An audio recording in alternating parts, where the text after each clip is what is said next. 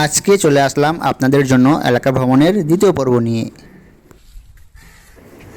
আজ আবহাওয়াটা খুব সুন্দর লাগছিল, তাই ভাবলাম আজকে আবারও আমার এলাকার প্রাকৃতিক সৌন্দর্য আপনাদের কাছে উপস্থাপন করব। রাস্তা দিয়ে যাওয়ার সময় একটা পুকুর নজরে পড়ল।